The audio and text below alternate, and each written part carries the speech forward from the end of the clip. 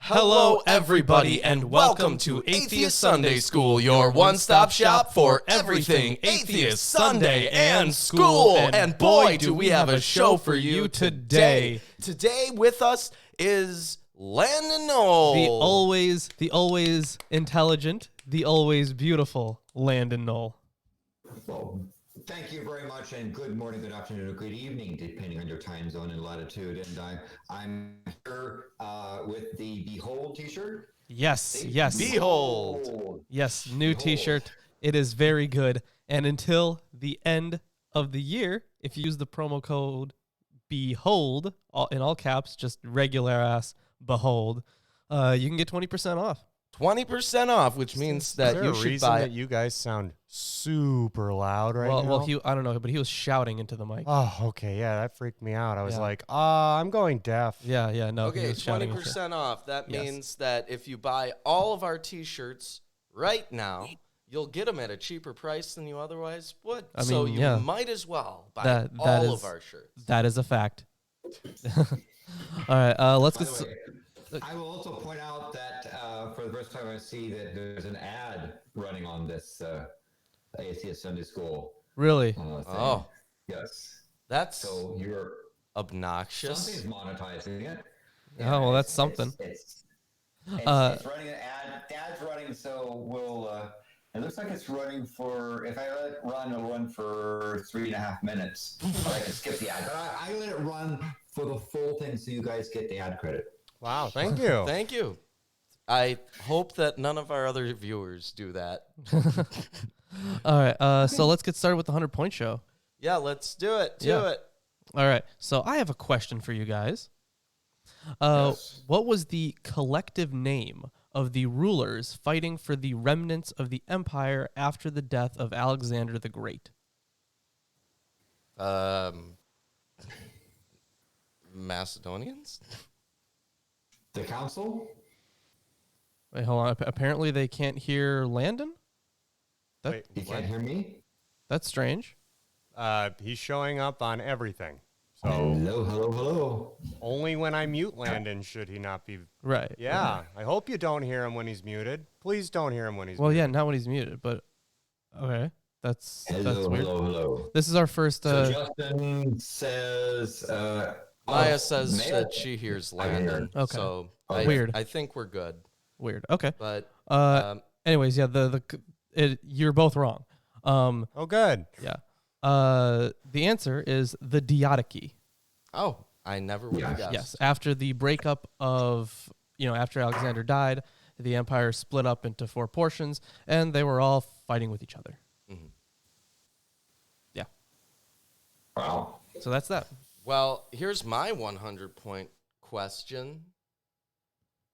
In the hit television show, Sonic Underground. The hit television show, yes. Starring Sonic the Hedgehog. Who is Sonic the Hedgehog's brother? Is it Shadow? No. Damn.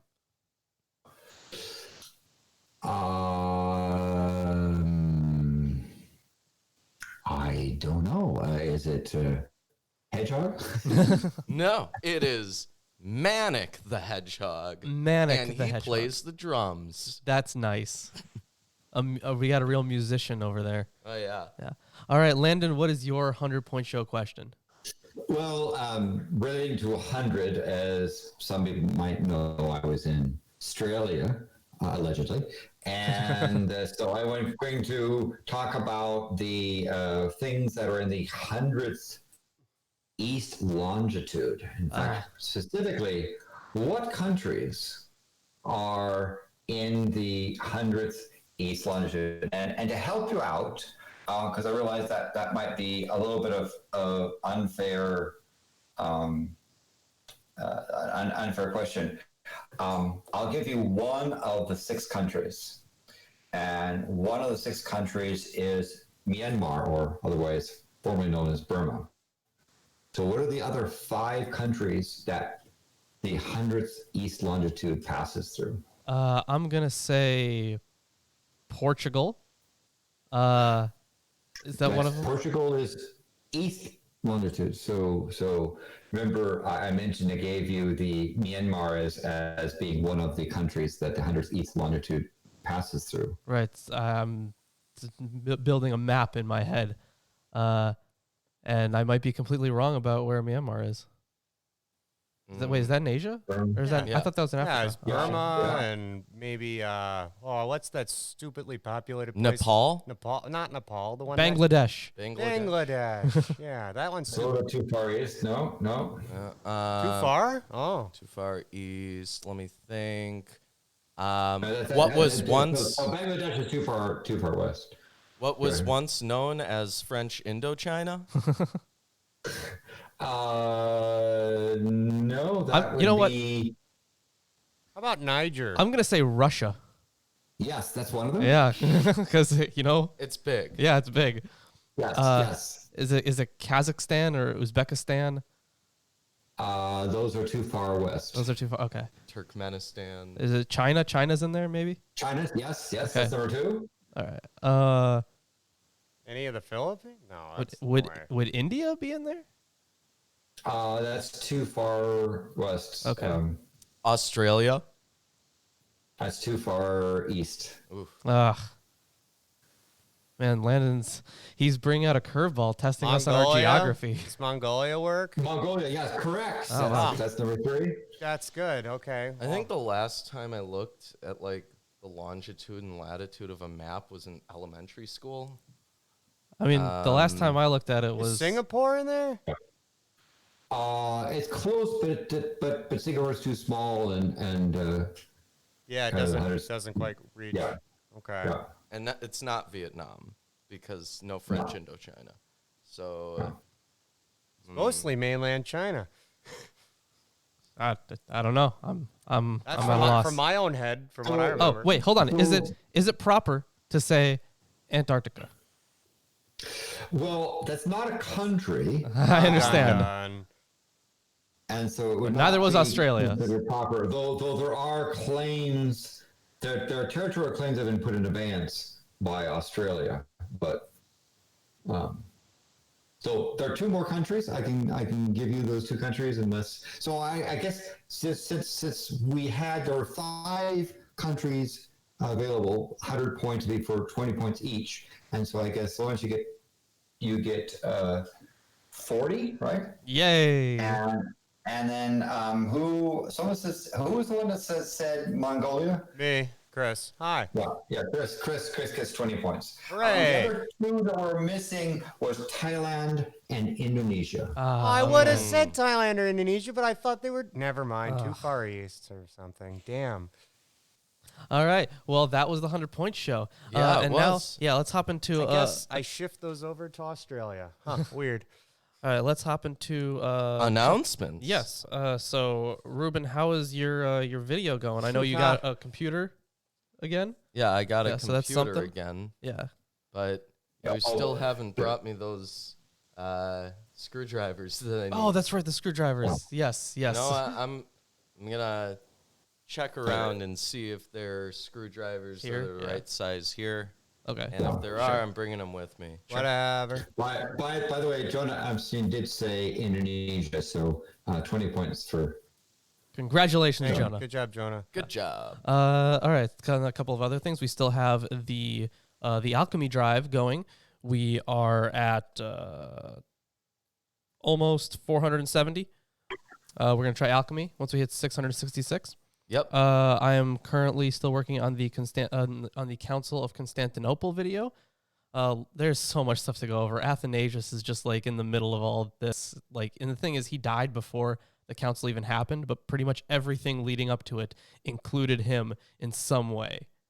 They were playing musical chairs with the bishops at the time. It's crazy. Anyways, a lot of their names are similar. That's what I remember from you talking about it the other day. Yeah. All That I is remember confusing. is that you were reading about the Arians. Yeah, who the were Arians. Not the Aryans, but the Arius Aryans. The Arius Arians. Totally different. Sherm Journal, by the way. Yep. Yeah. Sherm Journal. Make sure you go check out shermjournal.org. Fantastic. Free historical journal. Peer reviewed. It's great. Also, I mean, we also have, Patreon and stuff. But one thing, if you're feeling generous this holiday season, we have a wish list, and the link to that is in the description. Yes, our wish list includes a commentary on part of the Book of Enoch that we'll be going into. Yes. And it is by the same scholar that translated the translation we're using. Yep. Yeah. So I'm hoping it's real good. There was one review that said, these guys are so intelligent in the flesh, but so stupid in the spirit, because like they weren't, talking about Jesus or God like in any like ontic sense. They weren't talking about theology as much as they were talking about, I guess, a history of theology. Like he was very angry that they didn't write their scholarship as blatantly religious, even though that would be horrible, because scholarship should be secular. Well, if you not anti-religious, but secular. If you assume that the religion is true, then it's irresponsible to write scholarship. Yeah, where it's I not guess. blatantly religious. Yeah, it's a bummer. Yeah. All right. So today we are covering Psalms 20 through 26, and during this episode we're going to cover the one that people like to talk about, Jesus, a lot. They want to throw Jesus into it, Psalm 22. So we're going to get to that. Have a good amount of stuff to say on it. But here are some translations we're using. What do you have? I have the King James version of the Bible. The King James. I have the English Standard Version. Landon, which one do you have? I have the New American Standard Bible Reference Edition, a A.J. Holman Company copyright. We also have with us the Robert Alter version of the Hebrew Bible, a translation with commentary. And we have the Holy Scriptures, according to some Jews, and a new King James Version. We also have the Dead Sea Scrolls. Yeah, we're not going to need these today. But we have the Old Testament Survey. We also have the Oxford Companion to the Bible. And Erdman's Commentary on the Bible. As well as the Origins of Biblical Monotheism. Yes, by Mark S. Smith. Great book. We have On the Book of Psalms. By Sarna, who you love. No, I do not love Sarna. We have Psalms Old and New from Ben Witherington III. And this is actually a good book. And are we going to be referencing those three during the show today? We are definitely going to be referencing the Witherington book, but not so much the others. All right. Well, why don't I get this down so that you can open it up to the proper psalm? Yes. Let's hop right into it. Psalm 20. To the chief musician, a psalm of David. Again, we have to note that when it says a psalm of David, it probably isn't literally David. Yeah, probably not. It's already attributed to him. But mine says for the choir director. Yes. And also a prayer for victory over enemies. Oh, yours has like spell titles. Yes. Cool. Yes. I mean, mine has trust in the name of the Lord our God. I like Landon's more, though. I have at the top of the page, even though there are multiple psalms on this page, David's thanksgiving for victory. Yep. Okay, let's get into it. The Lord hear thee in the day of trouble. The name of the God of Jacob defend thee. Send thee help from the sanctuary, and strengthen thee out of Zion. Remember all thy offerings, and accept thy burnt sacrifice. Selah. Now, yes. Yeah.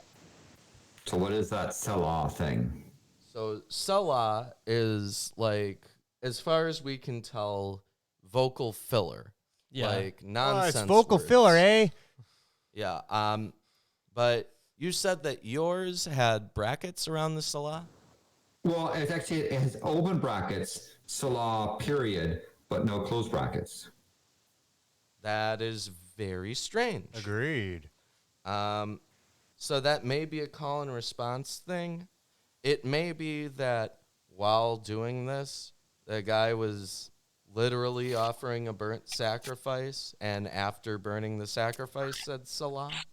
I don't know. I mean, I'm not sure, but that's a very Now there are Selahs showing up in in Psalm 3, and it has Yeah. the same open square bracket. And there's also Psalm 110 has a similar notation. Yeah, I'm not sure. I couldn't tell you about the brackets, why or why not. Very strange. Grant thee according to thine own heart, and fulfill all thy counsel. We will rejoice in thy salvation, and in the name of our God we will set up our banners. The Lord fulfill all thy petitions. Now, know I that the Lord saveth his anointed.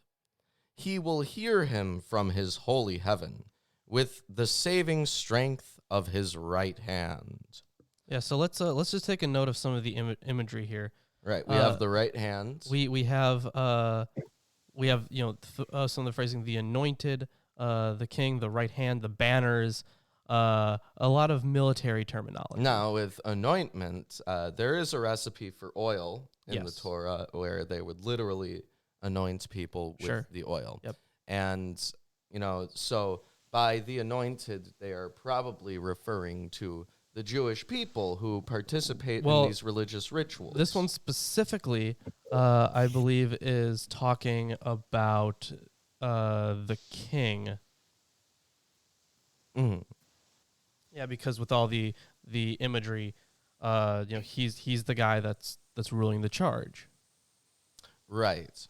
And, it is very warlike, setting up And banners. even in verse 9, it says, it makes reference to the king. So we'll get into Yeah.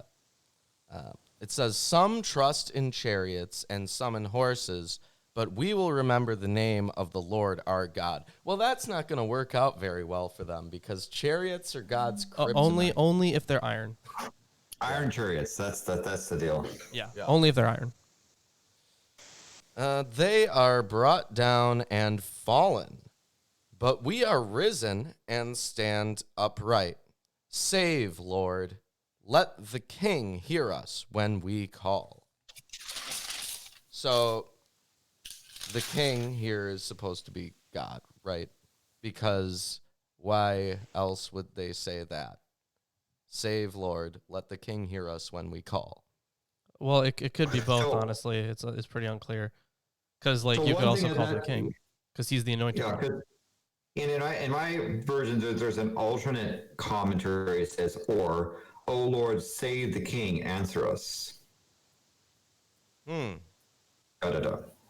So I do have a couple notes here. So this is from Erdman's. And of course, we've heard the word answer a couple times now. Yes.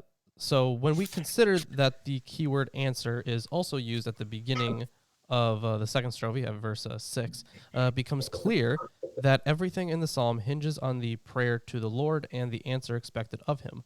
What is pleaded for is deliverance. In Hebrew, the same word is used 3 times in verses 5 and 9. The NRSV translates it as victory, and in verse 6 as help. It is also important to note that deliverance is used twice in combination with answer. All right. So, like a lot of Psalms, this is like a magic spell that one says in order to accomplish a specific task. And actually, we were talking about the translation of verse 10. Here's what Alter has to say about Verse it. 10? Yeah. I don't have 10 verses. Well, in the Hebrew. Right, there's because 10. it includes the chief musician bit as a Yeah, verse. yeah. So I guess it would be verse 9 for us. For Yeah. everyone else. So, O Lord, rescue the king. That's how he translates it. The Masoretic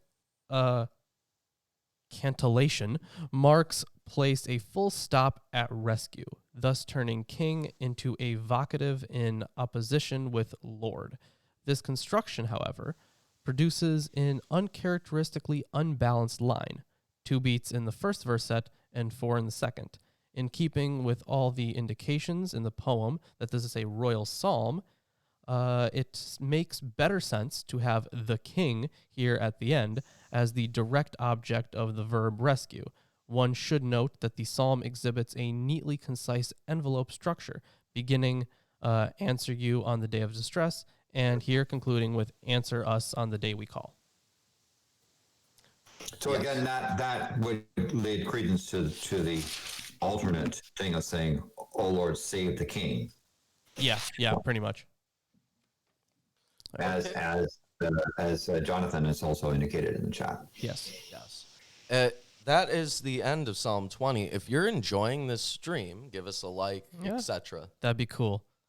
And let's hop into the next psalm, Psalm 21, and here is this. Which Ryan indicates a praise for deliverance.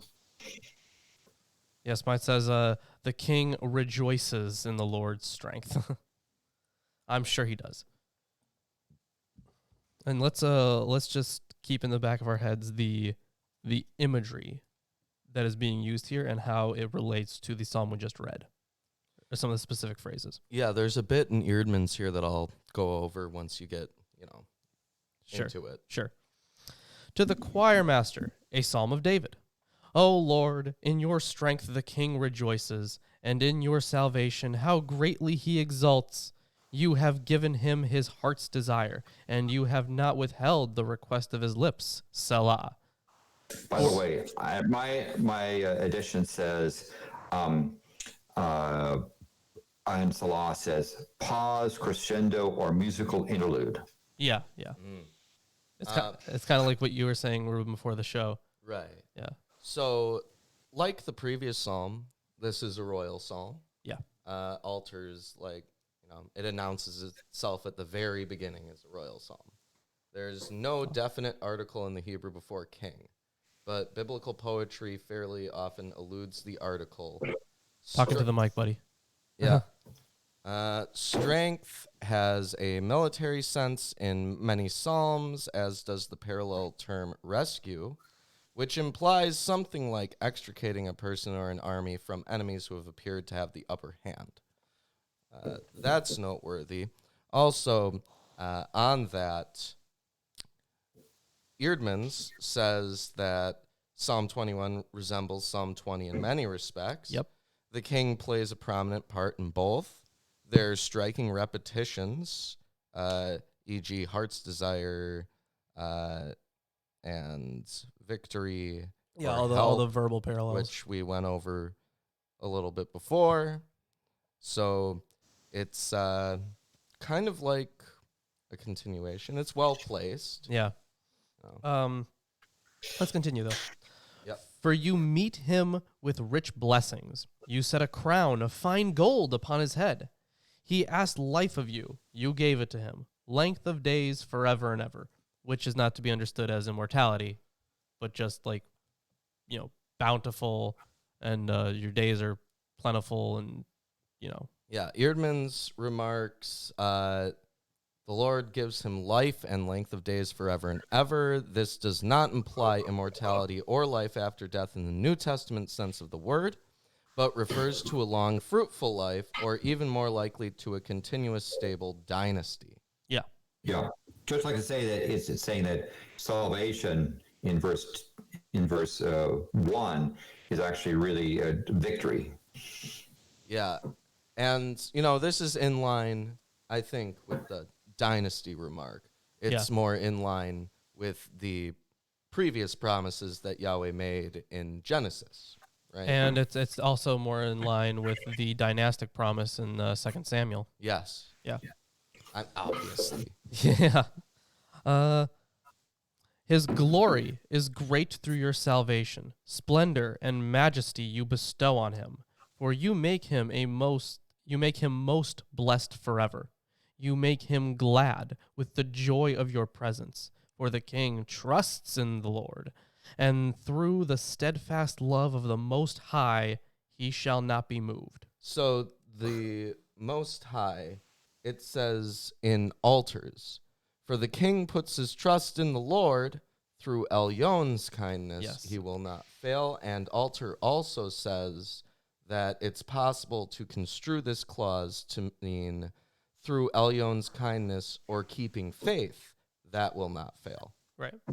And of course, El Elyon is it's what's always translated as Most High. Right. Yeah. Different term for God. Yes. One of the many. Your hand will find out all your enemies. Your right hand will find out those who hate you. You will make them as a blazing oven when you appear. He's gonna just burn them up like at the sight of him. Yeah. Well, there's a little bit in both of these, actually. It says 21, 8 through 12 are ambiguous in the sense that it is not clear to whom the personal pronoun you or your refers. It can refer either to the Lord or to the king.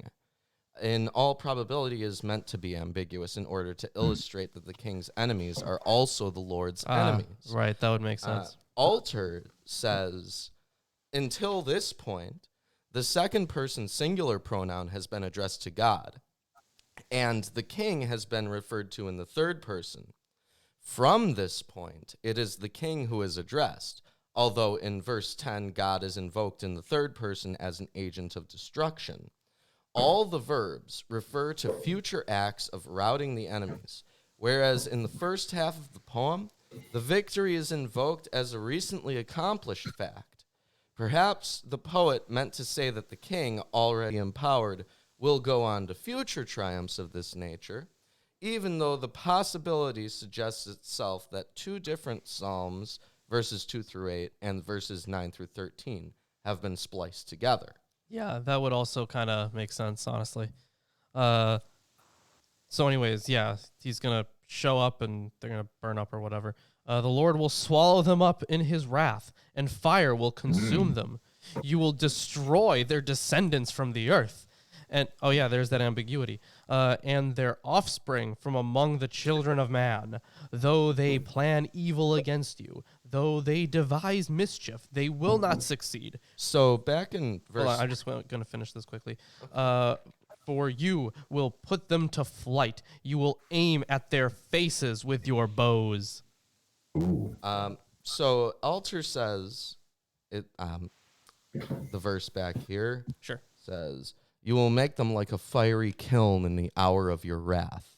The Lord will devour them in his anger, and fire will consume them. So there's more volcanic imagery. I wouldn't even call that. I would not call that volcanic imagery. Right. I would call that. I mean, that's complete annihilation, complete destruction.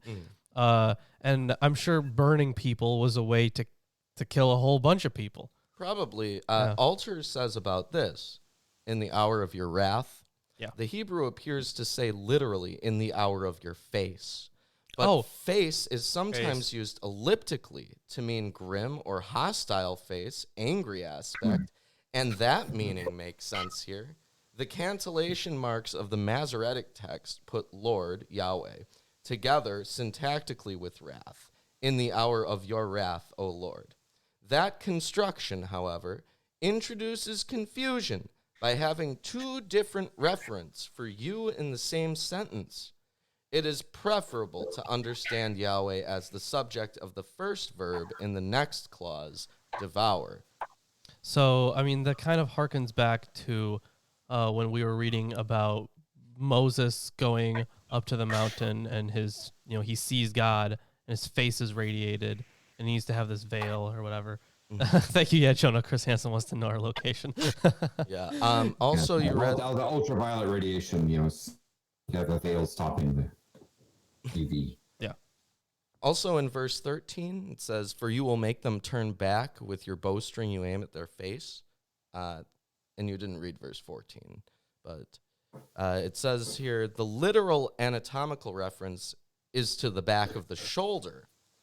The idiom does not occur elsewhere, but it clearly refers to making the enemy turn around and flee. The verb tashit, to put, make, grant, which occurs 4 times in the psalm, is one that the poet, or if there were two, both poets favored. The aimed bows of the second verset are what makes the enemy flee. I mean, yeah, I would presume, especially if there were a whole bunch of other ones on fire. Yeah. Be exalted, O Lord, in your strength. We will sing and praise your power. Yes, mine says, let us sing, let us hymn your might. Yeah, I bet. We will sing and praise thy power. Yeah. Mhm. Yeah, but that is actually the end of Psalm 21. Yes. At the end here, Alter notes,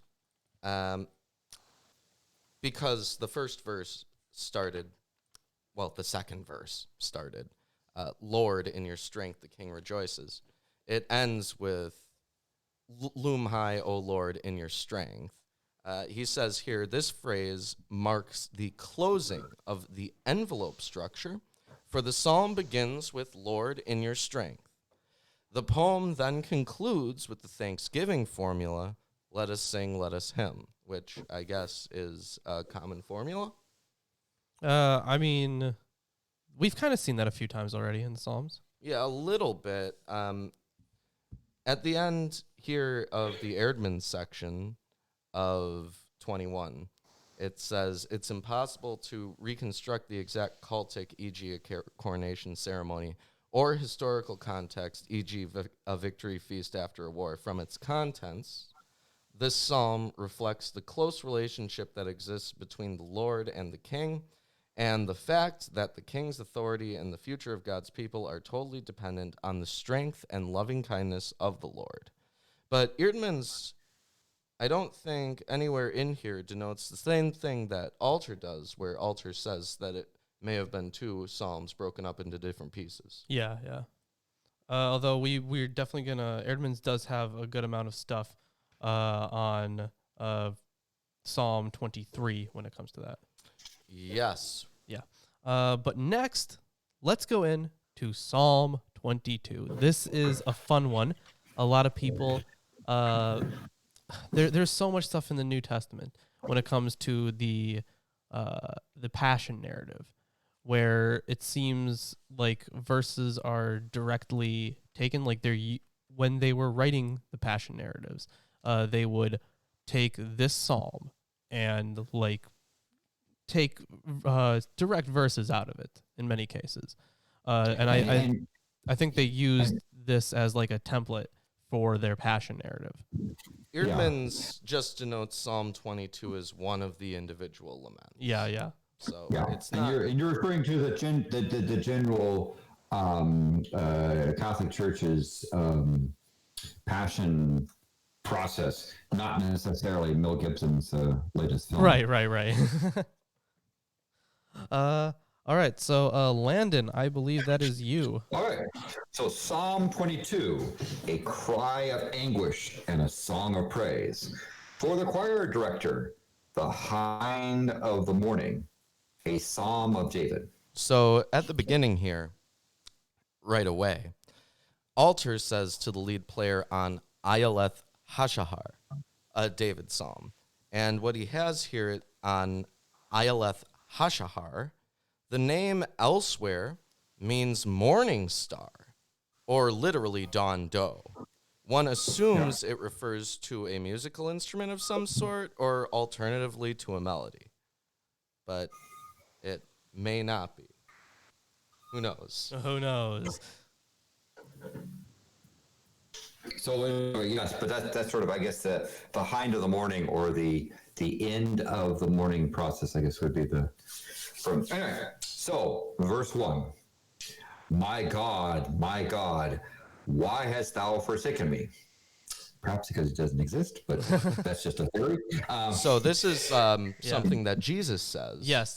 That's his dying words right there. My God, why have you forsaken me? Yes. Sometimes also translated as my God, why have you abandoned me? Yeah. This Alter says these famous words are the ones pronounced by Jesus in his last agony, though in Aramaic, not in the original Hebrew. Sure. That moment in Matthew is a kind of pesher, or fulfillment interpretation of this psalm, because there are other details here, for example, verses 16 through 19, that could be connected with the crucifixion. Yeah. Another way to say it on that first verse, because that's the first half of the first verse. The second half, far from my deliverance are words of my groaning. or alternately, why art thou so far from helping me and from the words of my groaning? This one says, far from my rescue are the words that I roar. Oh my God, I cry by day, but thou dost not answer, and by night, but I have no rest. Yet thou art holy, O thou who art enthroned upon the praises of Israel. In thee our fathers trusted.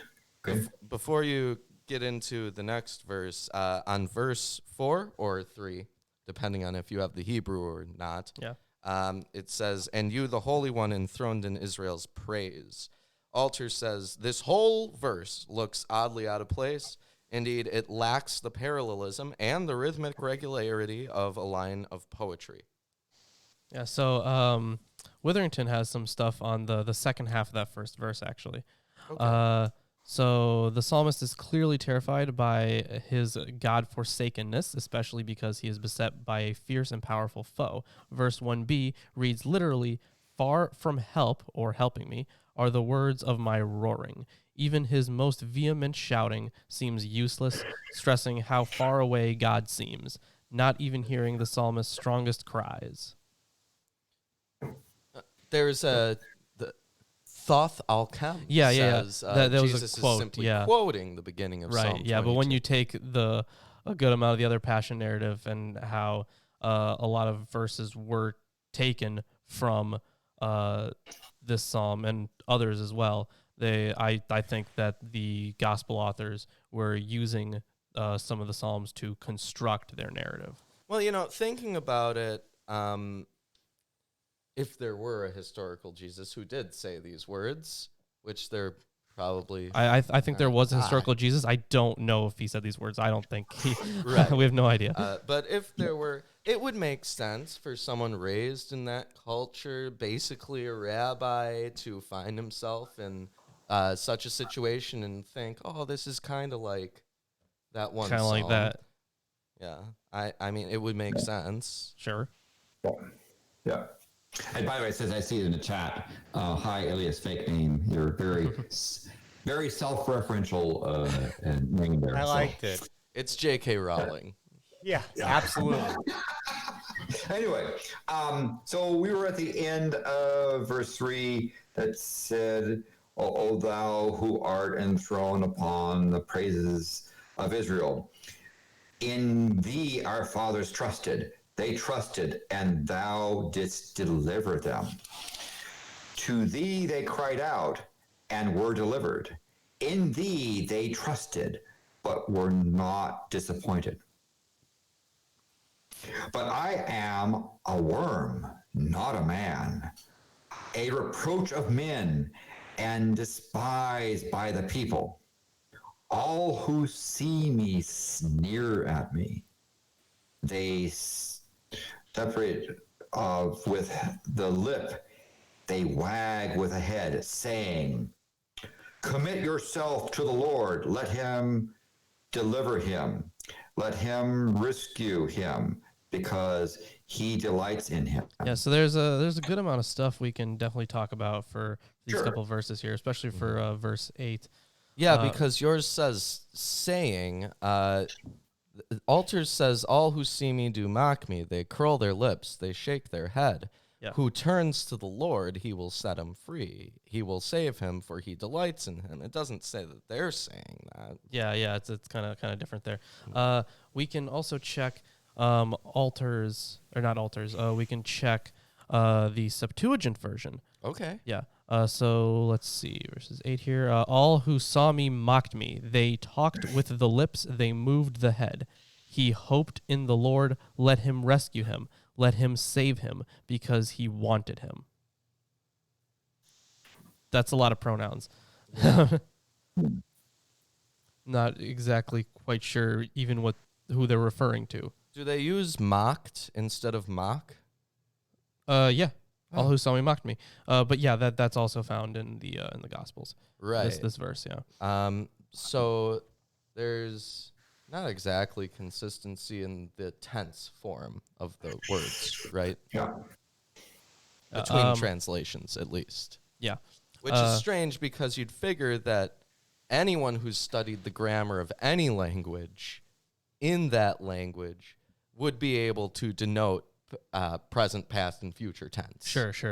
So yeah, verse 8 must be seen as the words of the enemy, obviously, but at verse 9 we return to the psalmist's reflections. But we're almost there. That's the next thing. So go on. I should point out, by the way, in this psalm, the next psalm, particularly, a lot of words are used in Handel's Messiah, and there's a lot of fairly famous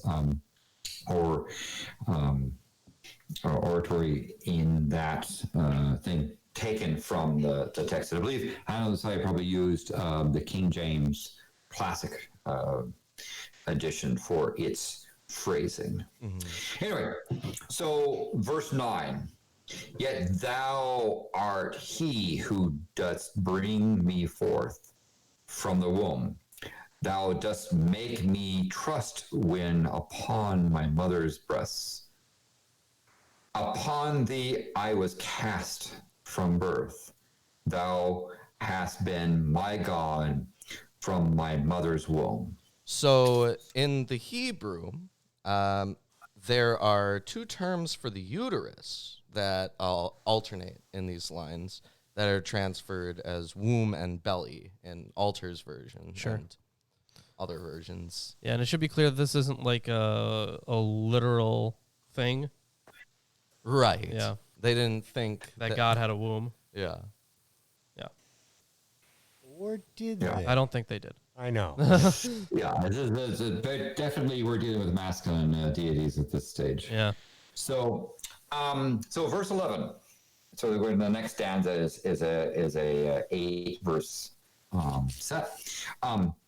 Be not far from me, for trouble is near, for there is none to help.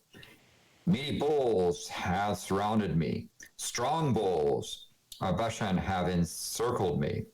They open wide their mouth at me. They're ravening and roaring as a ravening and roaring lion. I am poured out like water, and my bones are out of joint. My heart is like wax. It is melted within me. My strength is dried up like a pershad. My tongue cleaves to my jaws. And thou dost lay me in the dust of death. For dogs have surrounded me. A band of evildoers has encompassed me. They have pierced my hands and my feet. I count all my bones. They look, they stare at me. They divide my garments amongst them, and my clothing they cast lots. Yeah, so we got a lot of stuff quite to a talk few about things here. here. Yeah. First, back when it was talking about the bulls, Yeah. it says the Hebrew adjective rabim usually means many, but sometimes big or large. The latter meaning makes better sense for the bulls, especially in parallel with another epithet for powerful beasts or men, the mighty of Bashan. Bashan being famous for the breeding of bulls. Yes, and this Witherington says you can cross-reference Amos 4:1, the cows of Bashan, and Deuteronomy 32:14. Yeah. Later on in, I guess, 13, it says a ravening, roaring lion. Yes. So alter denotes, to the modern eye, this might look like a contradictory image, but the sequence works as follows. First, the crowd of enemies is likened to a herd of brawny bulls. Then the poet focuses on the gaping mouths, presumably imagined as human mouths because bulls gore but are not carnivorous. In the final step, these rapacious men, ready to swallow him, are likened to lions. And a lot of metaphor. Witherington notes that these sorts of images were often used of savage leaders in antiquity. For instance, of the Assyrian conquerors, the beasts in Daniel 7. At verse 17, we hear of dogs surrounding the psalmist, standing around, waiting for a carcass to dismember. Yes. Yeah, and then there's some more stuff about the lion. So the most difficult verse in the entire psalm is verse 16. How are we to render ke adi? So, Alter says... He probably has something on that. Alter has stuff Yeah. on this. First, he says, "For the curs came all around me, a pack of the evil encircled me. They bound my hands and my feet." Alter says, for curs, while the Hebrew is the ordinary word for a dog, because dogs were not domesticated in ancient Israel, though they had long been domesticated elsewhere, and roamed about in packs as scavengers, the biblical term is wholly negative. Hence, a pejorative English equivalent seems justified. Then he says, "For they bound my hands and feet." The received Hebrew text, literally, "like a lion, my hands and feet," makes no sense. Yeah. The translation adopts one proposed emendation, reading "karku," they bound, for kari, like a lion, though there is admittedly no ancient textual warrant for this reading. And here's some more stuff.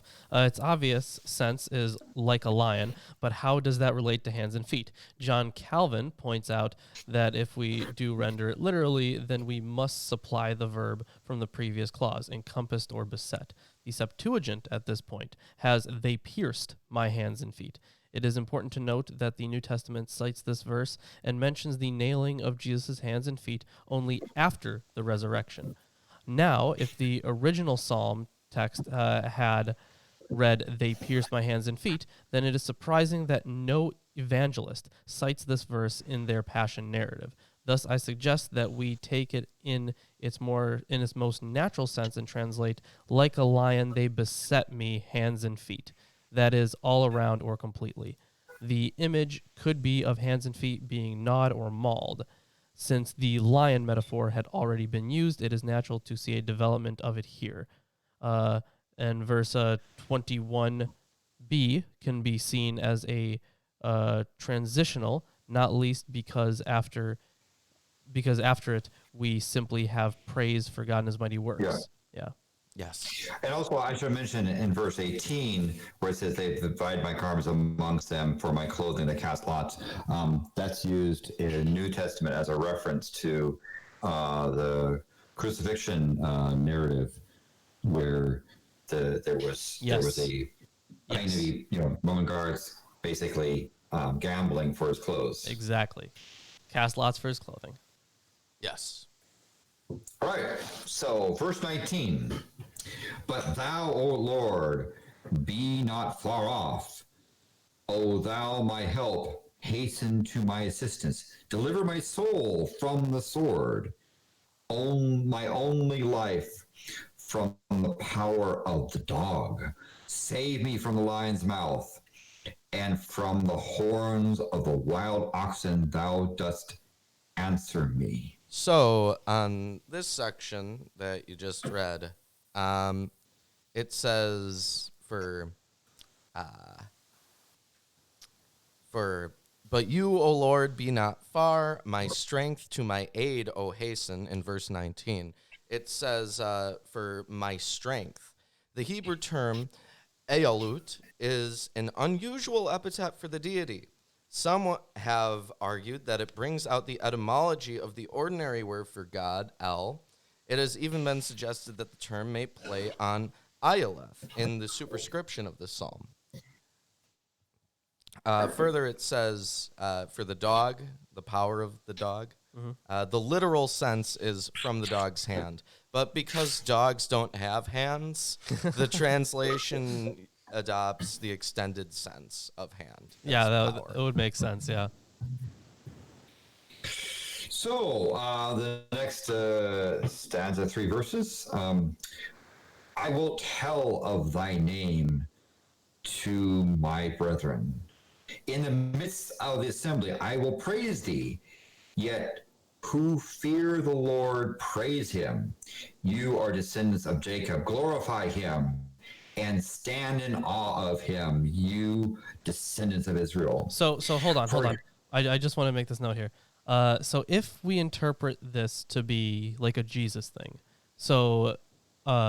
or this, there's really no evidence for this being being seen as a messianic prophecy in Jewish literature, like at all. It's kind of similar to Isaiah 53, the suffering servant. Yeah. But It's very ad hoc. Clearly in verse 24, it says, "For he has not despised nor abandoned the affliction of the afflicted, neither has he hidden his face from him, but he has cried to him for help, he heard." Yeah, I mean, this is probably talking about, the king. But when it comes to who he is supposed to be telling, all these, presumably about the good works and power of God, he is specifically going to be telling this to the offspring of Jacob, the offspring of Israel. So is this a suggestion, if we were to take it theologically speaking as being about Jesus, would this be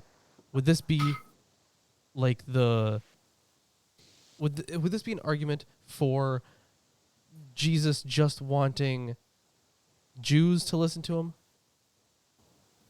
Why would Jesus want anyone else to listen to him? I don't know, man. It's in line with this. Heathens, heresies.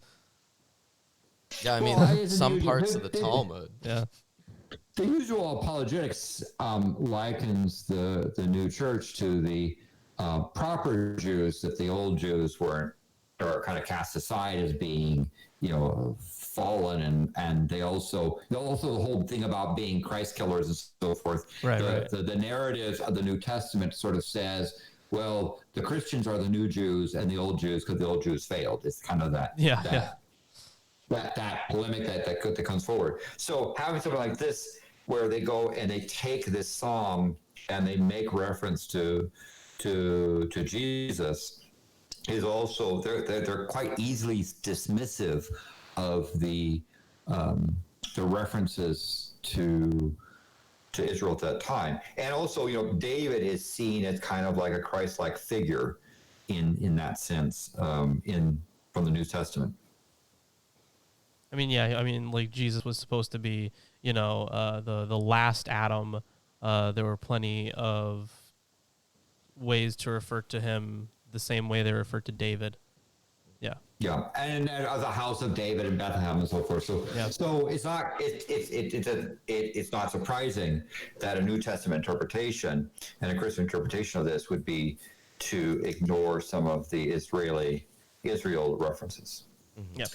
So, the final stanza has 7 verses, and I will read that. Okay. From thee comes my praise in great assembly. I shall pay my vows before those who fear him.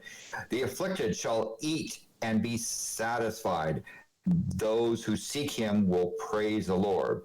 Let your heart live forever. All the ends of the earth will remember and turn to the Lord. All of the families of all the nations shall worship him, thee. For the kingdom is the Lord's. He rules over the nations. All the apostles of the earth will eat and worship. Those who go down to the dust will bow before him. Even those who cannot keep his soul alive. Prosperity will serve him. It will be told of the Lord of the coming generation. They have come and will declare his righteousness. To a people who will be born, he has performed it.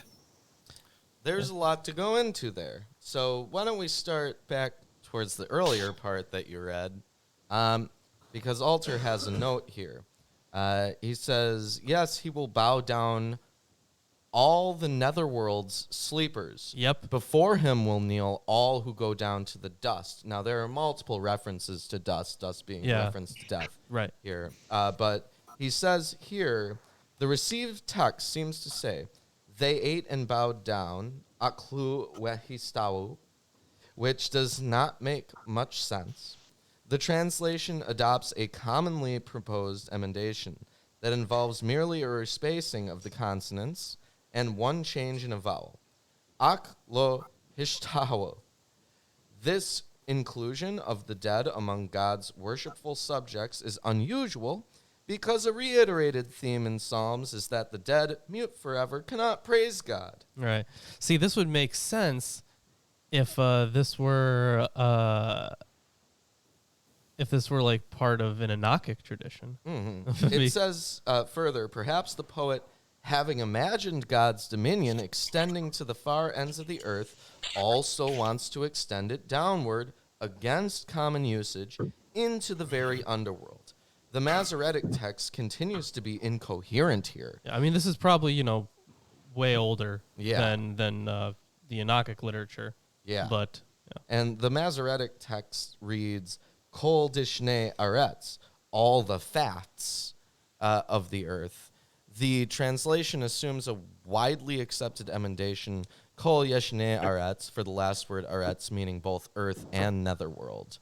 It further says that there are some idioms that are mixed in here. For example, it says at the end of verse 29 in stuff, or 30 in the Hebrew, whose life is undone. It says, again, the Hebrew is enigmatic, literally, and his life he did not cause to survive. This sounds unidiomatic, but in all probability, the reference is to the condition of death. Beginning with this phrase, everything in the Hebrew through the end of the next verse and the psalm is opaque, bearing the look of a word salad tossed by a bewildered scribe. I like how they use word salad. Yeah. Word salad, yeah. Yes. It says further in verse 30 or 31 in the Hebrew, for generations to come. It says, my seed will serve him, and it will be told to the master for generations to come. Alter says, the received text places Yavo'u, literally, they will come, at the beginning of the next verse. But Dor Yavo, a generation to come, makes good sense. The Waw at the end that turns into a plural Yav'au is probably a dittography from the Waw at the beginning of the next word, what Yagidu, they will proclaim. So a scribal error. Yes. Yeah. As for the last verse, they will proclaim his bounty to a people aborning, for he has done, which was a little different in Landon's version, but essentially meant the same thing. Alter says, the Hebrew's a little strange, literally a people born. The translation is based on Alter's inference that the reference is to a future, parallel to a generation to come. Right, because, that would make sense, because mine says, proclaim his righteousness to a people yet unborn. Yes, and at the very end, it says, for he has done. Alter says, the abruptness reflects the Hebrew. What God has done in any case would have to be his bounty or kindness, Hebrew, tzedakot, to those who fear him. But it isn't literally put into the Hebrew of the verse. Right. And that's the end of Psalm 22. Yes, that is the end of Psalm 22. Do you want to add anything else in there? I don't. I do not. There is nothing else to really cover. Well, speaking of Jesus, Yeah. I think he heard that, and I think he might be coming down. Jesus is coming on down. Behold, I am your Lord and Savior, Jesus Christ, and I want to let all you heathens and sinners know that I support this wonderful episode of Atheist Sunday School. Lawrence and Reuben try their very best to bring you the true glory of the Bible, and they need your help. They have provided links to their Patreon page and other social media just for you. Once again, my name is Jesus Christ, and this is Milwaukee Atheists. The Lord is with them. God bless. Wow. Wow! Thank you, Jesus. Incredible. Wow. I'm impressed. Oh, Jesus is such a nice guy. He must have heard us talking about him. Yes. That's why he he must have. That's why he decided to show up. Yeah. All right. So that psalm reference to him. Yes. yeah, it must have been about him. That's why he's here, taking the spotlight. Yep. So Jesus is great. He's on basically all of our shows now. yeah, pretty much. We don't have extreme errors. Yay. All All right, but we can hop right into the next psalm, Psalm 23. And I know you had some stuff to say about Psalm 23. Yeah, Psalm right? 23 is a very famous psalm. It gets used as a closing prayer or a general prayer by many different congregations, both Jewish and Christian. It's used as like a protective ward against evil spirits Or bad things, yes. and bad things. And, you know, I'm sure probably all of the 23 viewers watching now are familiar with Psalm 23. So why don't we get into it? Or at least ask that we get 23 likes. Yes, 23 likes. Or 22. And I also mentioned to say, his title, it says, The Lord, the Psalmist Shepherd, a Psalm of David. And also, I should mention, by the way, that my Bible, I underlined the entire chapter. Okay. When I was a kid. All right. And I also put in little pieces of pressed flowers from the church. Wow. There. Incredible. So there you go. How old is that flower? This is probably about 45 years, maybe. Jeez. Well preserved. Yes. All right, let's get into it. It's David's psalm. The Lord is my shepherd, I shall not want. So, Alter says, although the likening of God or a ruler to a shepherd is commonplace in this pastoral culture, this psalm is justly famous for the affecting simplicity and concreteness with which it realizes the metaphor. Thus, in the next line, the shepherd leads his sheep to meadows where there are abundant grass and river banks, from which the sheep can drink of the quiet waters running by. I'll also say that there is a lot of shepherdic imagery within the Bible, particularly in the Torah, where Moses was a sheep herder when he left Egypt. The Lord is my shepherd and all that. Yes. Yeah. So I in my thing that of the first verse, shall also an alternate word would be do. So instead of I shall not want, I do not want. Yes. Now Lawrence has the altar version, so I get to read out of the King James. Woohoo! Woohoo! He maketh me to lie down in green pastures. He leadeth me beside these still waters. Now, continuing this sheep imagery. Yeah. And these are very nice things. The green pastures, the still waters. Yeah. It's all very peaceful. Quiet waters or waters of rest. Yes. Probably ponds or lakes as opposed to rivers or rapids. Or rivers of fire. Yes. Yeah. No rivers of fire here. No. Yeah, we're not looking at the fire of the west. He restoreth my soul. He leadeth me in the paths of righteousness for his name's sake. So interesting to note here, for his name's sake. So the actions that God's performing here are completely self-serving. Yep.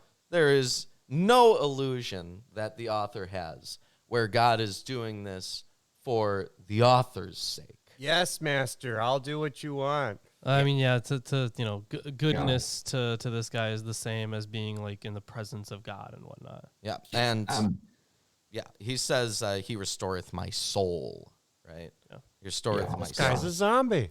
And in case he correctly, he guides me in the paths of righteousness. An alternate version of paths would be the tracks of righteousness. Yes. Yea, though I walk through the valley of the shadow of death, I will fear no evil, for thou art with me. Wait. Thy rod and thy staff, hold they on. comfort me. Hold on. What? It's super fucking famous. Yeah, what's that from? Pulp Fiction. Samuel Psalm L. Jackson's 23 quote before he kills a bunch of guys with the taste of cheeseburger. Oh, no, that was also in... Van Helsing? Yeah. Maybe. No, I was thinking of California Love.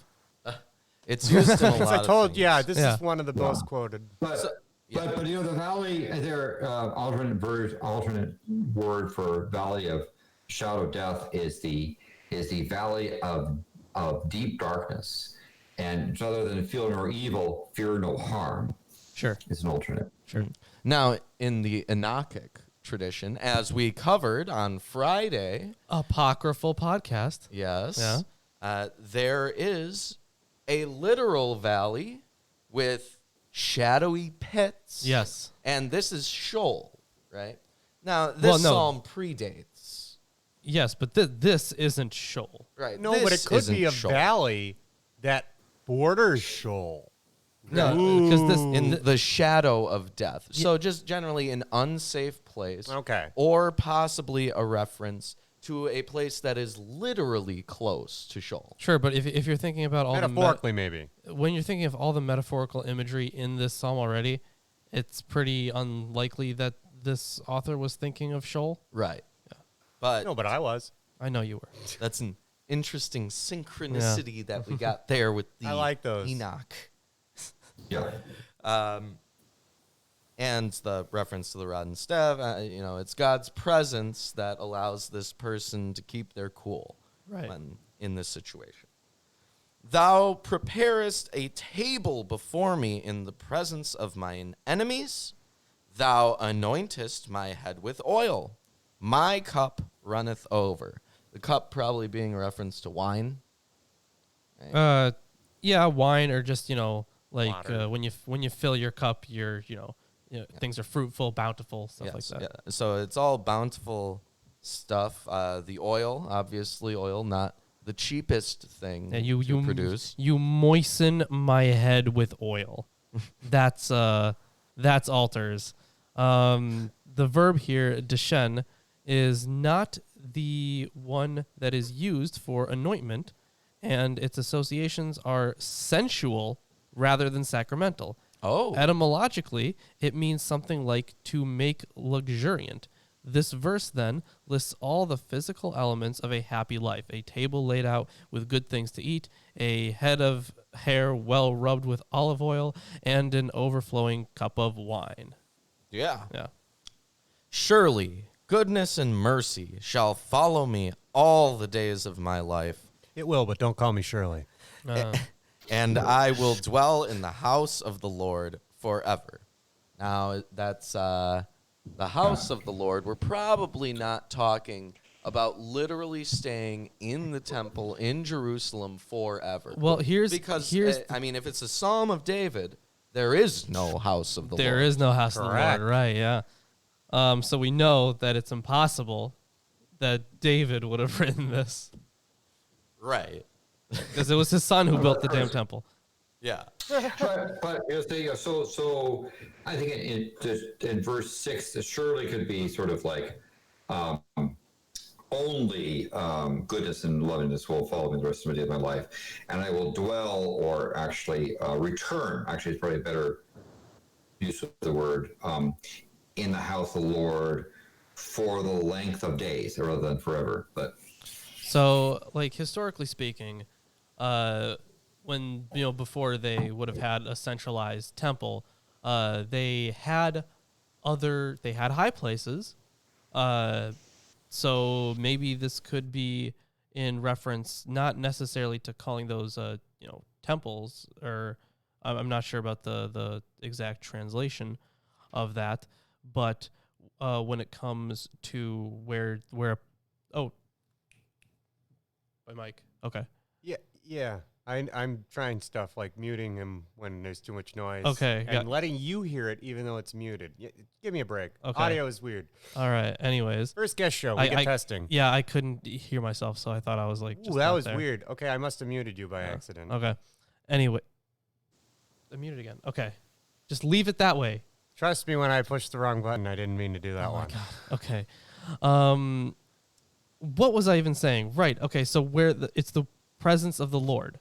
That would be like I don't know if that would be a temple or a house, if you call it that. I don't know. Well, about the I mean, exact technically, translation. all land everywhere would be under God's dominion. they had right? separate places. Yeah. That's why they had to build like a tabernacle with a holy of holies. Like that's where the presence of the Lord was, and he got to decide where his name went. Right, but I mean, if we take this not as literally, because it's a highly metaphorical piece, the house of the Lord, I mean, you have God, he's a shepherd. Shepherds live in houses. They take care of their sheep. The sheep are around the house. Yeah. You know? So, like, maybe it's just a continuation of that same imagery saying, hey, I'm sheep. The Lord's my shepherd. I'm going to live here for the rest of my days. There's nothing else I'm going to do. That would make sense.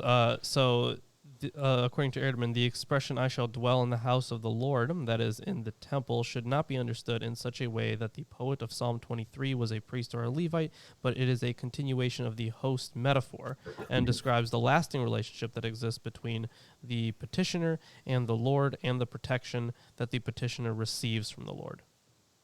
Right, because if it were a reference to the temple, then it could not possibly be a Psalm of David. Right. It's already not a Psalm of David. Right. All right, so that was the end of Psalm 23. Yes, it was. If you're enjoying the stream so far, like, share, subscribe, comment, do all your stuff. Do a little dance. Tell us if you danced. Apparently that was pretty fun for most people. Yeah, tell us if you danced. Click that up button. Yeah, I saw that there were comments where people were like, I danced. It's good exercise. I don't know, whatever. Stay Yeah, active. that's the excuse. Good exercise, yeah. All right, let's hop right in. Yeah, and I think Alice's comment of the shepherd takes care of the sheep only to kill them later. Although some people have sheep for wool. I mean, our farm, True. our sheep are not for eating, but for wool production. So we sheared them. All right, let's hop right into Psalm 24. A Psalm of David. The earth... And by the way, I say the King of Glory entering Zion is the... Gotcha. Well, I'd like to point out before you get into it Sure. that Eerdman says Psalm 24 consists of 3 parts, verses 1 through 2, 3 through 6, and 7 through 10, which are so diverse in style and content that some commentators have questioned its original unity. Yep. So, the earth... This is a Psalm of David. The earth is the Lord's and the fullness thereof, the word and those who dwell therein. For he has founded it upon the seas and established it upon the rivers. So this is one of the many psalms that invokes the creation story, Right. harking back to Canaanite mythology. And it's also interesting that they're like, it's on top. Of the deity. Sure. Yeah, who establishes the world by subduing the threatening power of the sea and setting a firm limit between the land and sea. On that first verse there, Alter also says, the cosmological proclamation of this and the next verse looks like an editorial introduction to the structure of question and response that makes up the rest of the psalm. Yeah, my translation says that in the end of the first one is the world and all those who dwell in it. Yes. All right, let's continue here. Who shall ascend the hill of the Lord, and who shall stand in his holy place? He who has clean hands and a pure heart, who does not lift up his soul to what is false and does not swear deceitfully. He will receive blessing from the Lord and righteousness from the God of his salvation. Such is the generation of those who seek him, who seek the face of the God of Jacob. Selah. Okay, so there's a bit here. Including Salah. This strophe resembles Psalm 15 in describing the one who may enter into the presence of the Lord. The NRSV refers to those in verse 4 and they in verse 5. But the Hebrew actually reads he. And in Psalm 15, it is striking that no cultic prescriptions are given, as in Psalm 15. Right. But the focus is rather on moral qualifications. He is innocent in deed as well as in thought. The blessings of the Lord are gifts rather than earned things. So there's that. In addition to that, there are a few bits in Alter's commentary. Alter says in verse 4 or verse 3, depending on if you're not using the Hebrew, Yeah. the clean of hands and the pure of heart, who has given no oath in a lie and has sworn not in deceit. He says the Masoretic text reads nafshi, which would yield the literal meaning of has not borne myself in a lie. Several manuscripts, however, read nafsho, his self, to bear oneself, meaning to take an oath. There is really no place in this question and response structure for God speaking in the first person. So that's the bit. Great. Lift up your heads, O gates, and be lifted up, O ancient doors, that the King of glory may come in. And you're already seeing all how different it is. Like the first part was talking about creation. The second part was talking about, I guess, The qualifications Yeah. for being in God's presence. yeah, And this third part, Alter even says scholarly consensus views verses 7 through 10 as an originally separate poem. yeah, I bet, because it's so weird. It's Who is the formally linked with the previous poem by the liturgical questions and responses, but now the questions are directed not to the moral fitness of worshipers coming up the temple mountain, but rather to the identity of the King of Glory, Yeah. who is entering the gates of the temple. Many scholars have proposed that this second set of questions refers to a different procession, in which the Ark of the Covenant is brought into the temple, if in fact the Ark was sometimes carried out onto the battlefield, as it is in the early chapters of 1 Samuel. Sure. That would provide a special motivation for the reference here to God as a warrior. Interesting. And I'll let you finish before I Yeah. get into these last parts. Who is the King of glory? I wonder.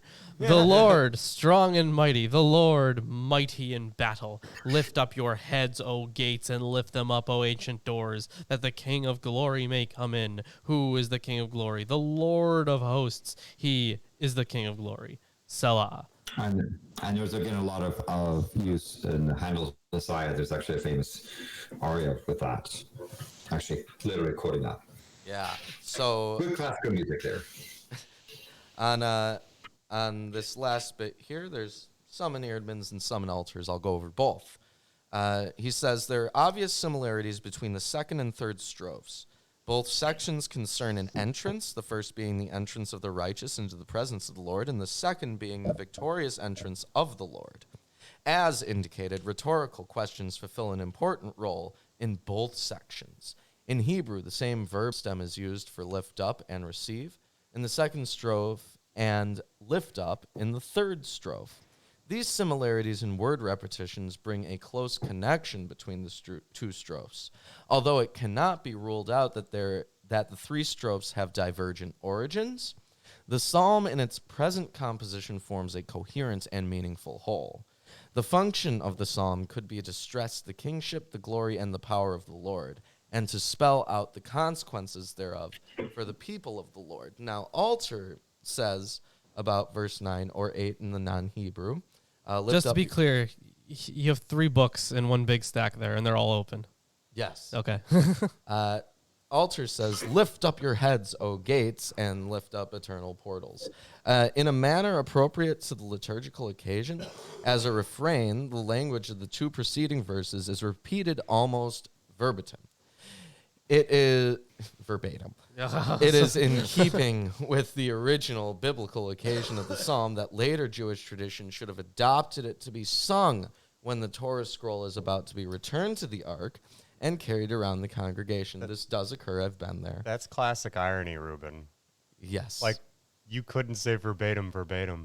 Amazing. Yeah. There is one small variation in the repetition here. The verb lift up, se'u, is identical in both halves of the line, whereas in verse 7 it is used in 2 different conjugations, which is noted in Eerdmans. Now, at the end here, in verse 10 or 9, who is he, the King of glory, the Lord of armies? He is the King of glory, Salah. It says, in this repetition of verse 8, the pronoun he, who, is added for climactic emphasis, whereas the Lord of Armies is a kind of generalizing substitution for most potent and valiant in battle, whether or not this second part of the psalm was framed to celebrate a ceremonial bearing of the ark into the temple, it clearly envisages a triumphant return of Yahweh as a warrior god to his terrestrial abode. Yeah, definitely after a victorious battle. Yeah. Many psalms sound this military note. The temple, within its lofty walled city of Jerusalem, is not only the cultic place where Israel is joined with God through harmonious worship, but also the citadel from which Israel prevails against its enemies. If you go to the museum, there's this really cool display where there's a small reconstruction of Jerusalem and the walls around it. It looks pretty cool. Milwaukee Public Museum. Yeah. Because, we're Milwaukee atheists. Yeah. They could guess. Yeah. Well, Eerdmans doesn't have anything to say about 25, 26, 27, or 28. Yeah, they're all, he just includes those all in Individual laments. Yeah, individual laments. Here's this. Okay. All right. All right. Yep. Landon, we're bringing it back to you. Psalm 25, which just says Yes. a prayer of protection, guidance, and pardon. A psalm of David. Well, this is a little different. Altar says for David, not a psalm of For David. Okay. I have of David. But actually, hold on. There's a note here. Maybe it says for David. Let's see. While you're looking at that, Altar says this is one of 9 Acrostic alphabetic poems. acrostics Yep. in the Book of Psalms. That's what my note says, acrostic. Do we have any possibility, a way of dating when these might have been written? Would they have been written It's very while David was king, before or after?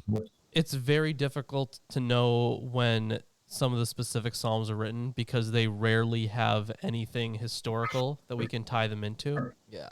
Yeah. What's noteworthy about this acrostic poem is that the 6th letter, wow, or vav, is missing, as is the 19th letter, kof. Neat.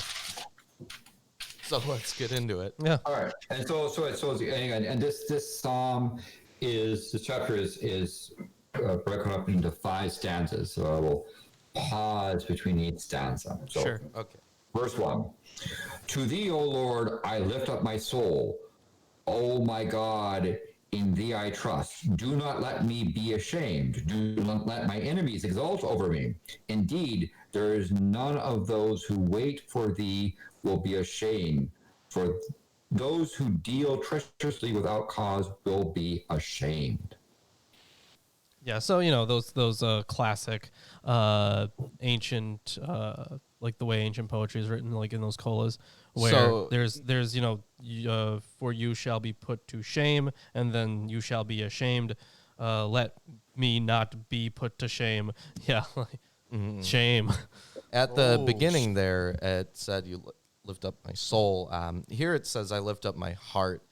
Alter says the Hebrew noun used is nefesh, meaning essential self or life breath. The clear meaning of the idiom is to pray fervently or plead. Yeah, so it sounds like a soul though to me.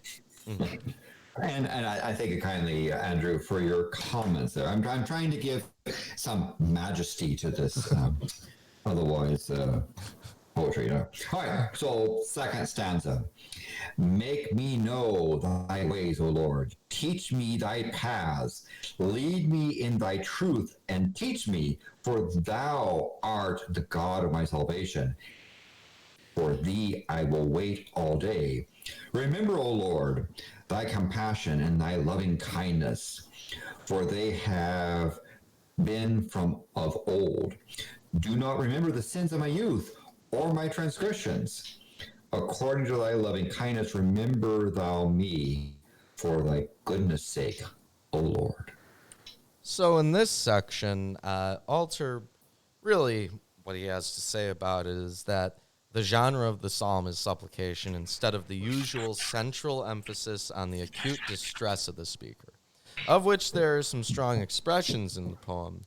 This text stresses the speaker's sense of having erred and his desire for guidance from God about the way he should follow. There's also in verse 7 or 6, it says, "Recall your mercies, O Lord, and your kindness, they are forever. My youth's offenses and my crimes recall not, and your kindness recall me, you for the sake of your goodness, O Lord." He says, recall me through you. This startling juxtaposition of me, li, and you, ata, is striking in the Hebrew, which otherwise would not idiomatically require the introduction of second-person pronoun after the imperative verb. So this is an uncommon occurrence in Hebrew. So that's all that he really wants to say about that. So let's continue, unless you have addition. I do not. No. So, starting with verse 8, the third stanza for verses, it says, "Good and upright is the Lord. Therefore he instructs sinners in the way. He leads the humble in justice. He teaches the humble his way. He prays and all the paths of the Lord are loving kindness and truth to those who keep his covenant and his testimonies. For thy name's sake, O Lord, pardon my iniquity, for it is great." So, Any comment? all there is really in the altar is when he says he guides offenders on the way, or sinners. The poet may be playing with the etymology of hata'im, offenders, which suggests missing the target and hence by implication, straying from the right way. The word for guide, yoreh, could also be a pun on shoot, as Rabbi Israel Stein has suggested to alter.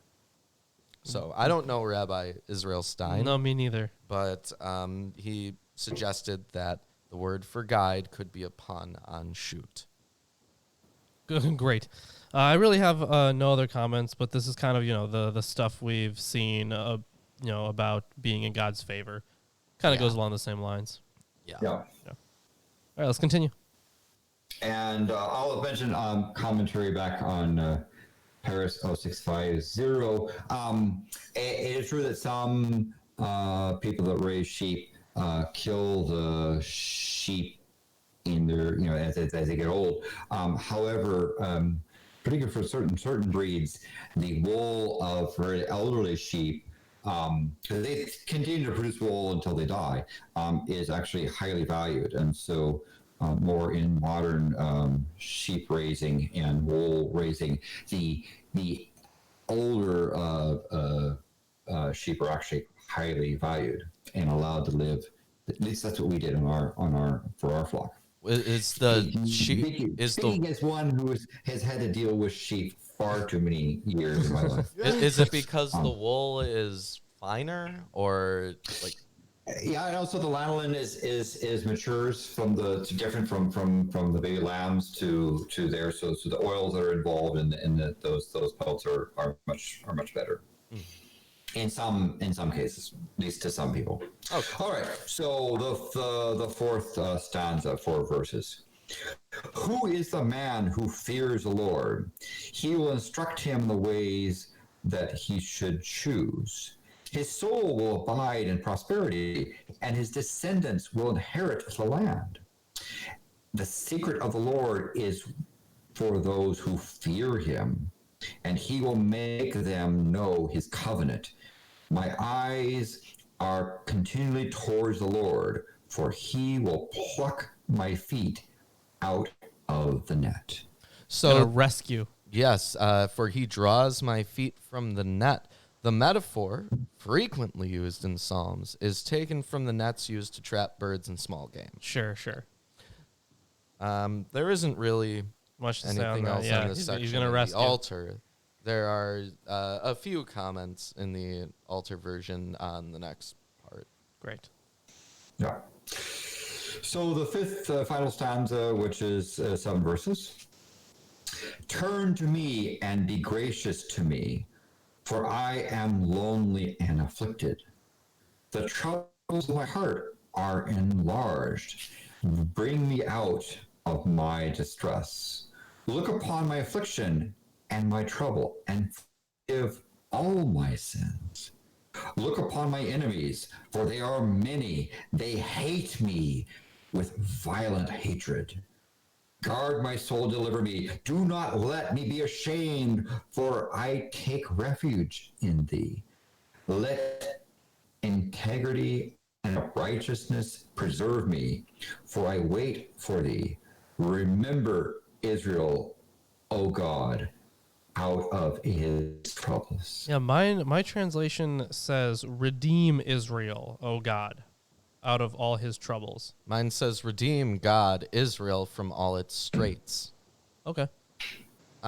It says, well, there are a few things here I'm going to go over in the altar commentary. You know, I find it funny here. Just one quick note about that last verse. Maybe Alter has something on it. But redeem Israel, O God, out of all his troubles. So is it referring to Jacob or is it referring to the people Israel? Because in which case that was usually referred to as a her. Just the city, the physical city, no people in it. Yep, surprise, You when they mean guessed. the country? No, well, there was a city of Israel. The city No. of Israel? No. Yeah, wasn't there? No. It was No. the country of Israel, Yeah. always. Yes. Always. So it was the nation of Israel, yes. Nation. Damn. Yep. Was Well, never a city. That one city in Israel. There you The go. Jerusalem. Tel one? Aviv. Jerusalem. Tel Aviv. But there's commentary here. So, for But also, it also, I guess, is referring to, Israel, the person.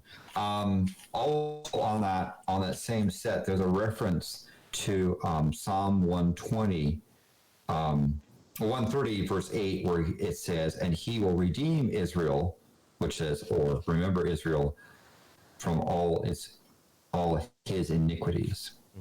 So again, referring to Israel as him or he. So, Okay. Alter says, this concluding verse lacks poetic parallelism and does not scan as a line of poetry.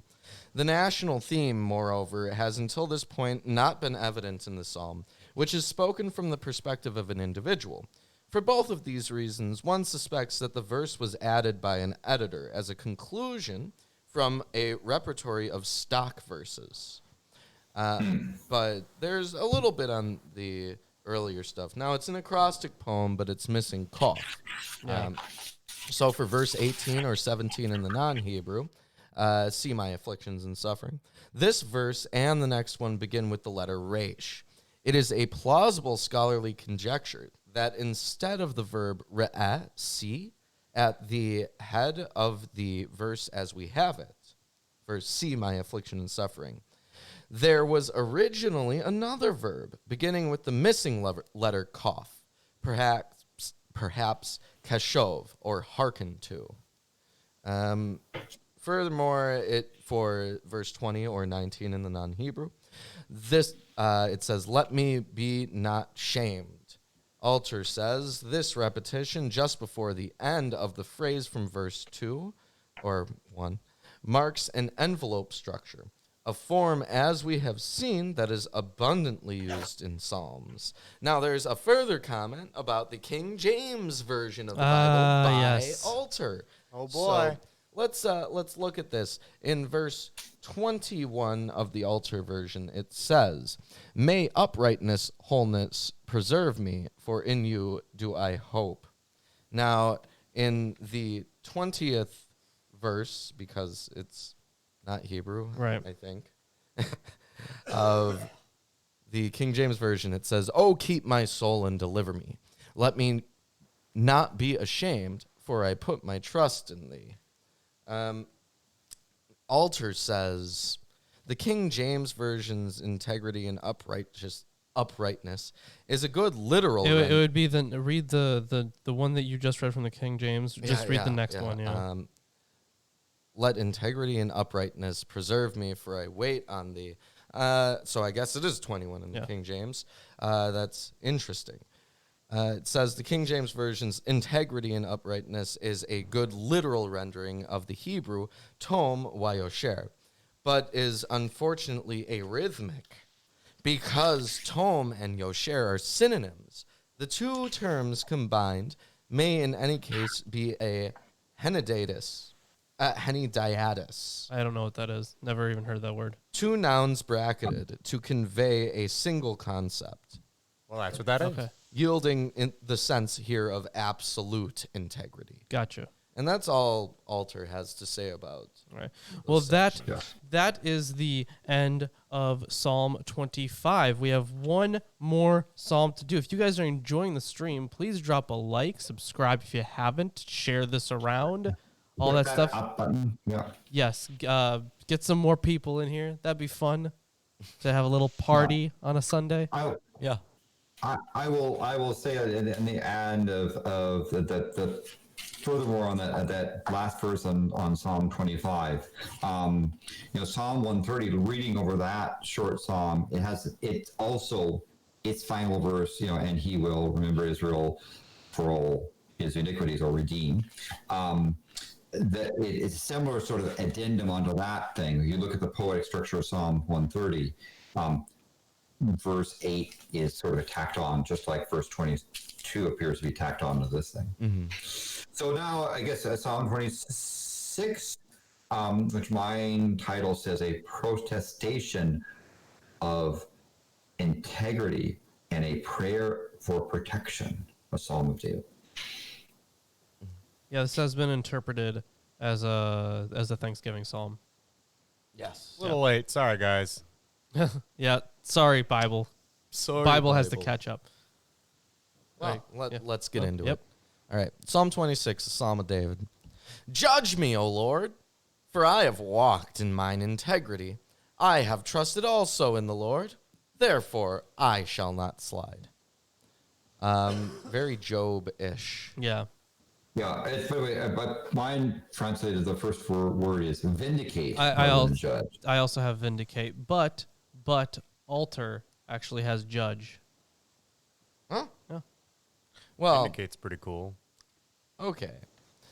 Examine me, O Lord, and prove me.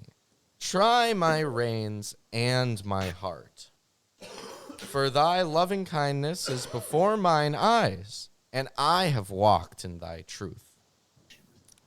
I have not sat with vain persons, neither will I go in with the dissemblers. I wonder if where it says walked in verse 3, if that's the same Hebrew as they use for Enoch in Genesis. Yeah. It could be. The also you say is the dissemblers. Mine also says or pretenders or hypocrites. Ooh. Is that people who just dismantle ideologies, basically? This just says lying folk. Lying folk. I have hated the congregation of evildoers, and will not sit with the wicked. I will wash mine hands in innocency. So will I compass thine altar, O Lord. Yes, it does say innocency. Yeah, that's hilarious. Mine just says innocence, but yes. That I may publish with the voice of thanksgiving, and tell all of thy wondrous works. Lord, I have loved the habitation of thy house, and the place where thine honor dwelleth. Gather not my soul with sinners, nor my life with bloody men. I have to wonder. It's a Psalm of David. They know it's a Psalm of David, presumably. At least the people who are putting together this book of Psalms, they should know God doesn't have a house right now, but continually in Psalms of David, we have had references to the house of the Lord. Right. But the thing is, you have to understand that the stuff about David could have been later additions. Right. But if it's later additions, why would they build in a contradiction? I don't know. Is the house there more like a tabernacle or worship place, or what's the? I mean, it was probably similar to the tabernacle. Yeah, is because Hebrew? it's referencing an altar and Yeah. a house. Yeah. So I'm assuming that, It's like the temple. yeah, which David did not have. He did not. But they did have a tabernacle, place of worship. So Yeah. didn't. Yeah, but it wasn't a singular one. Well, the thing, they didn't. I don't remember the. Yeah, I mean, they did have a tabernacle, but then they eventually needed a centralized place. Yeah, and there were high places too. Yeah, there were plenty of high places, Yeah, but those are bad. That's unclean. I guess. Yeah. Well, It was to take down the high places, otherwise, in the end of your reign, it says you didn't take down the high places, so naughty to you. Yeah, pretty much. Well, That it's happened a lot. it's my understanding that the high places are only bad after the temple itself has been established, because now there is a centralized place for people to do it. Yeah. And that Yeah. having the high places would detract from the people who would come to the temple. Sure. But has it not been written in the book of the Chronicles of the Kings of Narnia or whatever? As a lion. As a lion. Anyway, Gather not my soul with sinners, nor my life with bloody men, in whose hands is mischief, and their right hand is full of bribes. Yeah, this is all the same stuff about the evildoers in general. Yes. The lying folk. Yeah, and their right hand, Yeah. the right hand being significant, Yes. being full of bribes means that they are evil to the core, basically. Yeah. But as for me, I will walk in mine integrity. Redeem me and be merciful unto me. My foot standeth in an even place. In the congregations will I bless the Lord. Congregations. I have it's interesting that yours says congregations. Plural, too. Yes. Altar, and actually let me see if the English Standard Version also has this, but altar has a chorus instead of congregation. But the English Standard Version does have a great assembly. So in the chorus, I bless the Lord as a concrete expression of the sweetness of being able to stand in the place where God's glory dwells. The speaker at the conclusion of the psalm praises God among the many singers. In the Hebrew, chorus in the plural. Chorus is in the plural. Taking part in the joyous temple rite. so my verse 12 says, my foot stands on a level place, and in the congregations I will bless the Lord. Yeah. Here's an alternative thing, right? Not about this ending Sure. specifically, but where it says a Psalm of David. Couldn't that be like an age thing, like Victorian poetry? Oh, okay. Oh, like a Davidic psalm then? Yeah. Yeah. Yeah. Okay. Or a song of the era of David, or the Well, I don't know, because you wouldn't say, you can't say, this is a Victorian song. Right, but right. you But can't. you can say, like, this is a psalm that was used in the assembly of worship while David was king. Ergo, a Oh, psalm right. Well, of yeah, David. sure. No, I get that. yeah, not as David being the author of. Right. Right. And okay. I haven't seen, that proposal put forward in these books, at least from what I've looked at. Well, I mean, the thing is, it's very hard to date these, and all of the stuff that talks about the temple just makes it unlikely. Because they already had a word. I presume they had a word for tabernacle or tent. They would have used tent of meeting. Right. But they're talking about temples here. Yes. Very strange. But with that being said, Yes. that's the end of Psalm 26. That's and the end of Psalm 26. if you enjoyed this show, you know what you could do for us? Could drop a like. You could go on to Patreon. Oh, yeah, Patreon. You could tweet the link to your friends. Yeah. Yes, you could do that. Man, now we got to do some shilling now. So Patreon. Once we hit $200 a month on Patreon, we will be beginning production of our God sitcom, The High Place. Yes, The High Place. It's going to be Magnificent. incredible. I think it's going to be magnificent. We got a great story written out for it. Yes. High place. Yeah. What else do we have? Facebook, Twitter, New t-shirt. BitChute. BitChute. That's right. We are MKE Atheists at one word, not Yes. 2 words, one word. MKE Atheists on BitChute. Yes. So if you would like to check us out there. And if you try to search it right now, you might not find it. So I assume someone will put the link in the description below. Yes, I will put those down. We're just uploading the Friday Apocryphal podcast there right now. Yeah. Just to test it out, see how it's going to go. But we will be uploading more over time. Yeah. I mean, assuming we get any viewers. So, we'll but- upload but- things. But it's bitshoe.com/channel/MKE Atheists is the Full. Yes. Thank you, Landon. Yes. And what else do we have? Oh, right. So Teespring. Shirts on Teespring. 20% off. Promo code Behold. You get like this T-shirt. Behold. Yes, and Yes. if you want to write songs about me or Lawrence, feel free. That'd be great. You can email them to MilwaukeeAtheists@gmail.com. Yeah. And that request for a Lawrence diss track is actually still open. We haven't received a single Lawrence diss track. Yeah, I'm waiting for it. I wanna get burned. And one final thing, of course, it's the holiday season. If you're feeling like doing a holiday season type of thing, we do have an Amazon wish list. The link is in the description. Maybe Nightbot was posting it earlier. I didn't see it.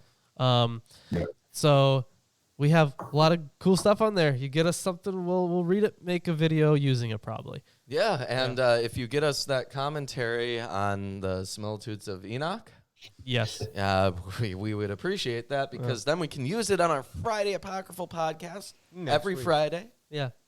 All right. But that's all the shilling. Thank you, everybody, for joining us. Landon, thank you. We're going to have a hangout after the show. And remember, all patrons, $20 and up, get a monthly hangout. So you can do that. Chill with you're us. on the show. Yep, Yeah. you'll be invited in shortly. Yeah. I'll be sending out a link right afterwards when we get set up. Excellent. So if you want to get in on our hangout, you could right now Yeah, go to you can Patreon. right now. Right now. Not any time in the future because Right this very we're going moment. to be sending Oh, out the okay. notification. Yes. Go get a new tab and $20 patrons. We'll give you the invite. All right. But thank you, everyone, for joining us. And we will see you next Friday. Friday, You guys Sunday, suck. whatever. See you guys Same later. thing. See you guys. Bye. Thanks for joining us. Bye.